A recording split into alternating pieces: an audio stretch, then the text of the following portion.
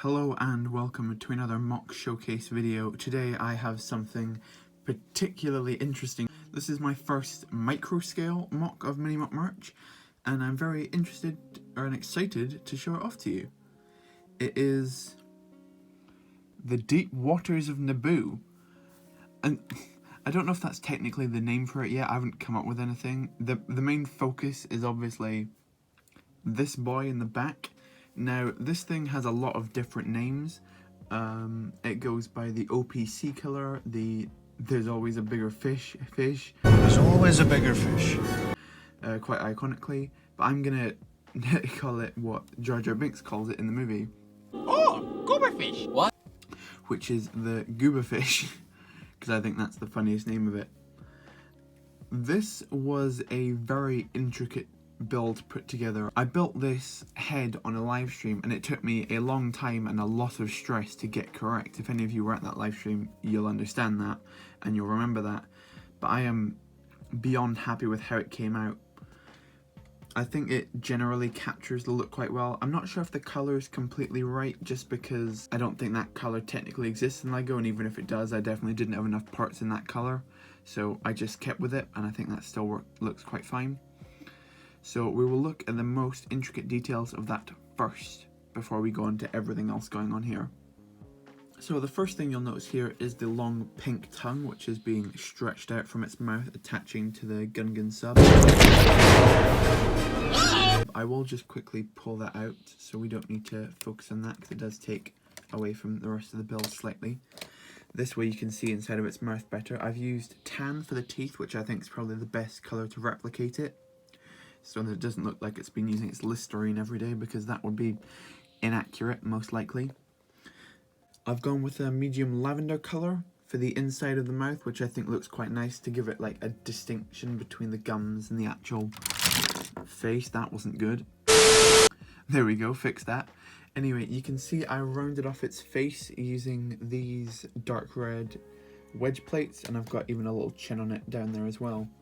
If I turn this around to you, you can begin to see how I constructed this model. It's basically fully done by mixel joints. You can see I've got a circle of them going around to connect each of the things, with just the more of this lavender colour coming out to like work in the gums together. And I still think it's a pretty technically competent build. You can see even going up here, mixel joints is the way the head's attached as well. And I really like how the eyes come out and like the shaping I've done around them as well. Even the top tentacles, even if they should be a little bit longer, I'm still really happy with. This is obviously the highlight of the build, and I really like how it turns out. It really makes me smile every time. Stepping away from that, we've got the rest of the underwater area. I wanted to make it look kind of consistent and just also quite colourful.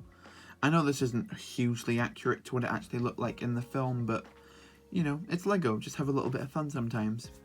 So I've got the large dark bluish grey rocks, which are quite simply created, looking nice and jagged and tall, which I really like the look of, with different colour leaves mixed in. I've got yellow leaves, orange leaves, as well as the same lavender which was there, and I really like how they come out. And I've also tried to recreate some seaweeds using some medium azure leaf pieces and then some lime green flowers on them.